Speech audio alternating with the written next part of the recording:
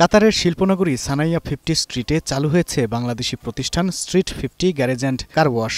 স্থানীয় সময় শনিবার বিকেলে প্রতিষ্ঠানের স্পন্সর ও কর্মরত 40 জন বাংলাদেশি কর্মী নিয়ে ফিতা কেটে প্রতিষ্ঠানটির উদ্বোধন করেন স্বত্বাধিকারী মামুন হাসান, শাহনেওয়াজ ও মহিন মিয়া। অনুষ্ঠানের শুরুতে প্রতিষ্ঠানের মঙ্গল ও বিশ্ব মুসলিম উম্মার শান্তি কামনা করে দোয়া ও মোনাজাত করা হয়।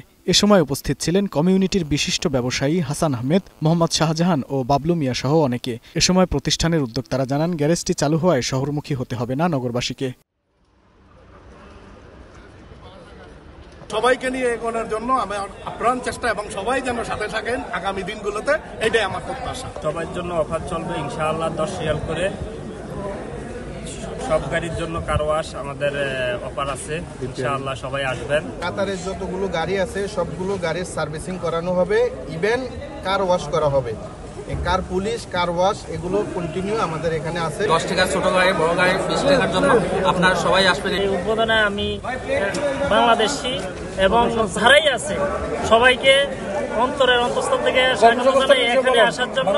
এখানে একদম চিপ প্রাইজে গাড়ি ওয়াশ, কার পেন্টিং থেকে শুরু করে ইঞ্জিন ওয়াশ থেকে সবকিছু এখানে আপনারা পাবেন।